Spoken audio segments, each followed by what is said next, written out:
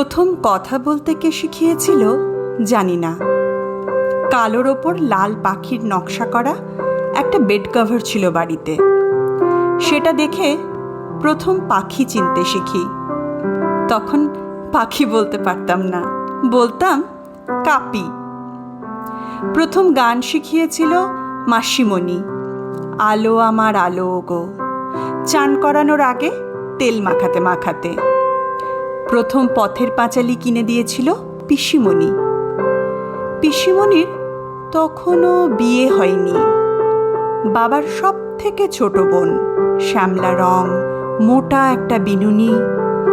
অপু দুর্গার গল্প পড়ে মনে হয়েছিল পিসিমণি আমার দিদি হলে বেশ হতো।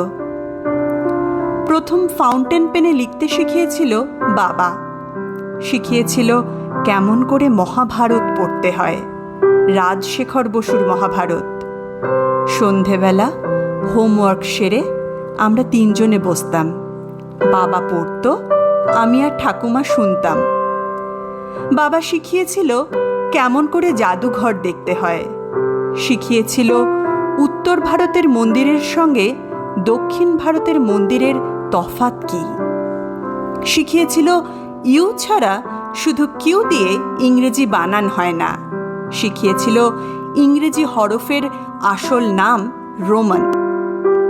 মা গান গাইতে পারত না, তাই সঞ্চয়িতা পড়ে ঘুম পাড়াতো আমাকে।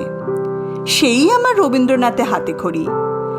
মা যে খুব বড় ছবি আঁকিয়ে সে কথা মনেই থাকতো না।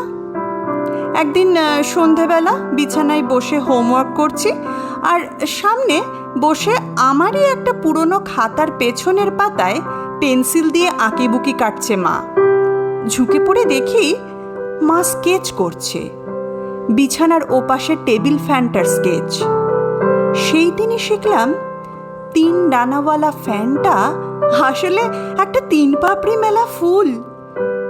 ঠাকুমা শিখিয়েছিল কাঁচা লঙ্কার রং সবুজ আর শুকনো লঙ্কা নাকি লাল। শিখিয়েছিল প্রথম পাতে তেঁতো খাওয়ার পরে জল খেলে মিষ্টি লাগে। শিখিয়েছিল গরমকালের কুঁজো আর শীতকালের কাঁথা। পঞ্চুপিসি শিখিয়েছিল বৃহস্পতিবারের আর এক নাম বৃহস্পতিবার, আর সন্ধেবেলার পর সাপের নাম লতা। চিঙ্কু আমার ভাই প্রথম শেখালো বড় হয়ে যাওয়া। প্রথম মিথ্যে কথা কে শিখিয়েছিল মনে নেই। কে শিখিয়েছিল আসলে কি করে বাচ্চা হয় ভুলে গেছি।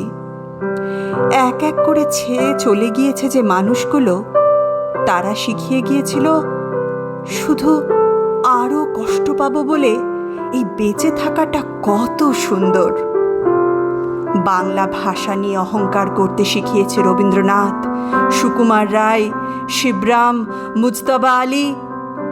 সত্যজিৎ প্রথম শিখিয়েছে ক্যামেরা দিয়েও গল্প বলা যায়, চাইলে কবিতাও। মা চলে গিয়ে 2টো জিনিস শিখিয়ে দিয়ে গেল। মারা আসলে অমর, আর মা ছাড়া বাবারা বড্ড অসহায়।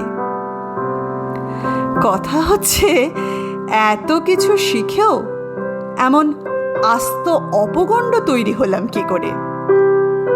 নমস্কার। ঋতুপর্ণ ঘোষের লেখা বই ফার্স্ট পার্সন থেকে কিছু অংশ পাঠ করে শোনালাম। আশা করি আপনাদের ভালো লেগেছে।